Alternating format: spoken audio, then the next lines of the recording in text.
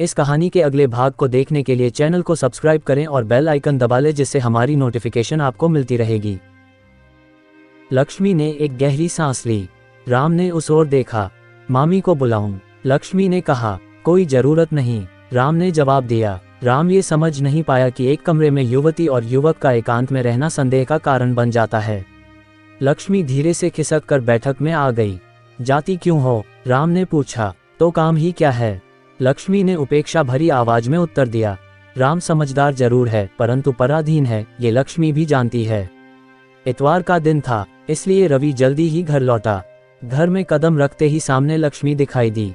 रवि लक्ष्मी की आवाज सुनते ही कमरे में आया। वहां राम दिखाई दिया। राम ने सोचा कि रवि प्रसन्नता के साथ उसके पास आएगा, लेकिन ऐसा नहीं हुआ। रवि ने राम से कुशल क्षेम तक नहीं पूछा, वह सीधा घर के अंदर चला गया। राम ने आश्चर्य के साथ देखा, वह भी बैठक में आया। लक्ष्मी, रवि मुझसे बात क्यों नहीं करता? राम ने पूछा। शायद सुनाई नहीं दिया हो। लक्ष्मी ने कहा। बहरा तो नहीं है ना? मैं नहीं जानती। लक्ष्मी इतना कहकर वहां से चली गई। राम वहीं खड़ा होकर सोचता रहा। रवि में इस परिवर्तन का कारण राम समझ न पाया। रवि के मन में धनिक वर्ग के प्रति गहरी उदासीनता व्याप्त थी। वह नहीं जानता है कि उसका बचपन का दोस्त राम उसी का सगा भाई है, परंतु वह राम में कोई कमी नहीं दिखा सकता है कि धनी परिवार का पुत्र होने पर भी उसने कोई भूल की हो। मामी बुला रही है। लक्ष्मी की ये बातें सुनकर राम भारी कदम बढ़ाते कमरे में पहुंचा। क्यों बेटा, कब आए? पिछवाड़े के द्वार पर खड़ी शांतम्मा ने प्रसन्न स्वर में पूछा। अभी अभी आया हूँ, संक्षेप में राम ने उत्तर दिया। उसकी दृष्टि मेज पर पड़ी। भौतिकवाद अर्थशास्त्र नामक 2 किताबें दिखाई दी, जिन्हें चंद मिनट पहले रवि ने लाकर रख दिया था। ये किताबें किसकी हैं? राम ने पूछा। रवि अभी अभी लाया है, लक्ष्मी ने जवाब दिया। राम ने एक पुस्तक हाथ में लेकर उल्टना शुरू किया। ये किताबें तुम्हारे पढ़ने योग्य नहीं हैं, रवि ने राम की ओर देखते हुए कहा।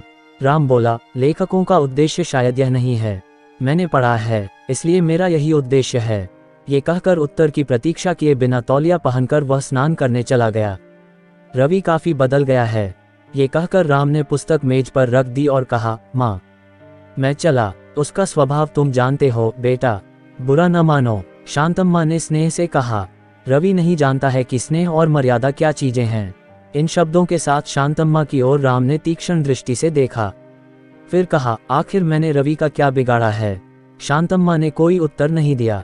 उसने अनुभव किया कि राम का हृदय क्रोध और क्षोभ से भरा हुआ है। वह अपमान के मारे विदग्ध हो रहा है। शायद मेरा बार बार आना उचित नहीं है, बोला क्रोध से मन में गुनगुनाते हुए। कहा, अच्छा मैं जाता हूँ। राम, लक्ष्मी ने जोर से कहा। राम ने लौट कर देखा। लक्ष्मी की आंखें सजल थीं। तुमको दुख देना मेरा मतलब कभी नहीं है लक्ष्मी, हो सका तो कल फिर आऊंगा, राम ने कहा। लक्ष्मी ने आंसू पोंछे, पर कोई जवाब न दिया। राम सीढ़ियां उतर रहा था कि सामने से धर्मया आ पहुंचा। क्यों जा रहे हो बेटा? धर्मया ने सरल भाव से पूछा। जल्दी है, राम ने उत्तर दिया। धर्मया राम की ओर देखता रहा और उसके आंखों से ओझल होने पर घर में कदम रखा।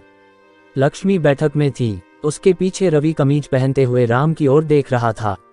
दूसरे दिन प्रातःकाल शांतम्मा बिस्तर से नहीं उठी। लक्ष्मी घर के कामकाज में लग गईं। रवि कारखाने चला गया। धर्मया अपने कमरे में बैठकर भगवद गीता का पारायण कर रहा था। अचानक आहट पाकर उसने सिर उठाकर देखा। लक्ष्मी पंखा लिए जा रही थी। किसके लिए पंखा लिए जा रही है बेटी?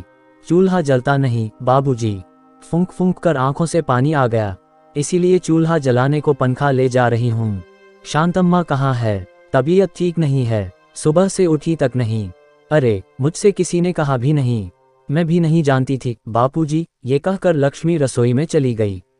शांतम्मा, धर्मया ने चारपाई के निकट खड़े होकर पुकारा। कहते हुए शांतम्मा उठने को हुई।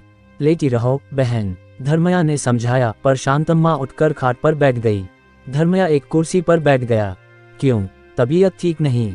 सारे शरीर में दर्द हो रहा है भैया, वैद्य को बुला लाऊं?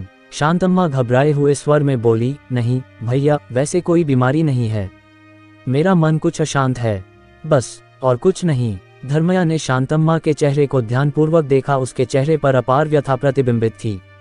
धर्मया उसकी व्यथा का कारण समझने का प्रयत्न करने लगा। भैया, कल आपने रवि का व्यवहार देखा है ना? शांतम्मा ने कहा। धर्मया ने राम के साथ रवि का बर्ताव देखा तो न था, पर सुना था। लेकिन ऐसी छोटी बात पर माता का हृदय चिंता से व्याकुल हो जाता है, इसकी कल्पना वह न कर सका। पगली, धर्मया मुस्कुराया, इसमें राम का क्या दोष था? राम से रवि को दुश्मनी क्यों मोल लेनी चाहिए? वह जब तक यहाँ आता रहे तो मेरा मन हल्का रहेगा।